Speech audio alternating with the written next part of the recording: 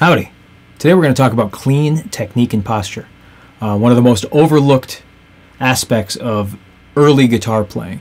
If you set yourself up correctly now, you will avoid tons of headaches and bad habits down the line. And this will apply to every genre pretty much universally. It makes a big difference in your learning process. And in my opinion, if you get it right early on, it accelerates your learning process. That way you can get to the fun stuff later. Although having said that, what you're going to find is that a lot of the classic guitar players didn't have what is considered to be traditionally good technique. Jimi Hendrix had very strange, unique technique, and that wouldn't necessarily apply to everyone. So what we're going to do is talk about the classical technique, and it has never failed me or any of my students. I'm a big fan of this. I feel it really puts you in the best position to play guitar. So first things first, your thumb is going to go on the back of the fretboard, and it's going to be parallel to the metal fret wire. You don't want your thumb creeping up around the neck. You don't want it aiming towards the headstock. It just sits on the back of the neck, parallel to the fret wire. And ideally, it should be sitting underneath your second finger. If you find that it's creeping away, something's up. What you need is that ideal counterforce where it's directly beneath your fingers on the back of the fretboard.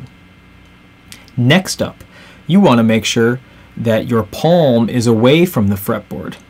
You don't want to be hugging it like you're holding a baseball bat. If you feel like you have to hold on to the guitar while you're playing it, something's wrong.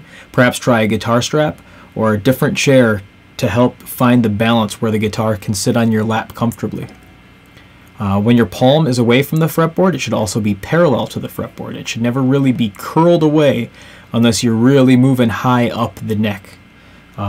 So just always try to keep this maintain this parallel shape. So even if you're crossing the strings, you want to make sure that your hand is always even like this. Some people feel like when they're playing and they get to the third string, they should start creeping their thumb around and twisting their wrist. And what happens is it pulls our back knuckles away from the guitar, and this is bad news. So we can correct that by always keeping our wrists slightly bent. You don't have to really contort it, just a slight wrist bend to make sure our punching knuckles are about the same height as the fretboard. The reason we do this is because I ultimately feel like playing guitar or fretting a string is a lot like throwing a ball. When you throw a ball, you're using your shoulder, your elbow, and your wrist. I consider this knuckle the shoulder, this the elbow, and this the wrist. So when you are fretting, you're going to use that back knuckle for a lot of power, and the front two are more for accuracy. You just kind of play right along from those back knuckles. So if your wrist is not bent and your hand starts to slip behind the fretboard, you're putting yourself at a pretty severe disadvantage to play the notes. So always keep your wrist bent, and you can just bring your palm away from the fretboard, slide up and down the neck, and everything should always be relatively even. Additionally, you should always play on your fingertips, but you can kind of bend one of the rules for your index finger. If your index finger lays a little more flat than your other fingers, it helps you get a better stretch. And it's important that you have nice even gaps between your fingers. You should always play as close up to that metal fret wire as you can. So what I see more often than not is people curl up that first finger to try and play on the fingertip. Notice the whole hand is just going to like shift back. It makes it pretty difficult to stretch. So if that first finger is nice and straight across the fretboard, and then you just kind of drop the rest of your fingers on there, and those I'll have like half-inch gaps in between each finger, and I'm able to play right behind the metal fret wire for each note. So if you try to hold 1, 2, 3, 4 and you're having a hard time reaching 4, try this. Put your first finger down, try to reach like to 5 or 6, really stretch it out, and then just slide your fingers back. That should mean you'll probably be in pretty good posture in order to play these notes.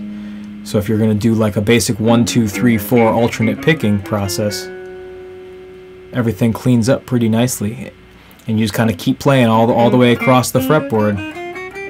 And you don't bring your thumb around, you don't twist your wrist, you just kind of move across. Your thumb shouldn't necessarily move at all. And this really applies for single notes. For chords, you can you can bring your thumb around on occasion to mute out a string. But for now, on the early learning stages, I would just say get acclimated to playing like this, and then slowly but surely learn when you can bend the rules or where you can break them. But this is going to put you in the best position to play and have a good, healthy arm with limited repetitive stress, injuries. You know, there's a big thing to avoid these days with the amount of typing and video game nerdery that we do. So please just consider you know, playing with good, clean technique and posture, and I guarantee it's going to help your playing. If you have any questions, feel free to hit me up on here, or my website, or Facebook. I hope to hear from you. Good luck.